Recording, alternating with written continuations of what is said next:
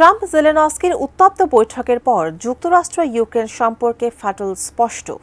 প্রশ্ন উঠতে শুরু করেছে, এটা কি ন্যাটোর ইউরোপীয় সদস্য যুক্তরাষ্ট্রের মধ্যে বড় ধরনের সংকটের ইঙ্গিত দিচ্ছে? বিস্তারিত জানাচ্ছেন শেখ আব্দুস সালাম। আগে থেকেই মার্কিন প্রেসিডেন্ট ডোনাল্ড ট্রাম্প এবং ইউক্রেনের প্রেসিডেন্ট ভলোদিমির জেলেনস্কির মধ্যে দাগ-উমড়ো সম্পর্ক। জেলেনস্কি স্বৈরশাসক, ইউক্রেন যুদ্ধ শুরু করেছেন বলেছিলেন ট্রাম্প। এখন জো বাইডেনের লালন করা মার্কিন ইউক্রেন জোট টুকরো টুকরো হয়ে গেছে। এই ভাঙন ন্যাটোর ইউরোপীয় সদস্য এবং যুক্তরাষ্ট্রের মধ্যে একটি বড় সংকটের ইঙ্গিত। রাশিয়ার প্রেসিডেন্ট ভ্লাদিমির পুতিনের সঙ্গে ঘনিষ্ঠ সম্পর্ক পুনঃস্থাপনে প্রচণ্ড আগ্রহী ট্রাম্প।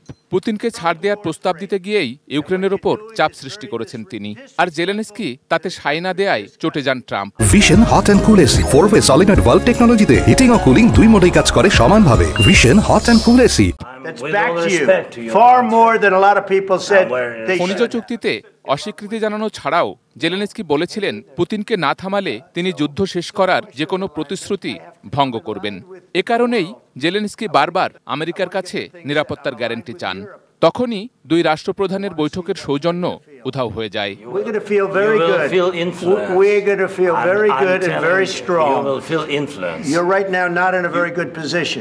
বিশ্লেষকরা বলছেন, ট্রাম্প সামরিক সহায়তা বন্ধ করে দিলেও ইউক্রেন হয়তো যুদ্ধ চালিয়ে যাবে।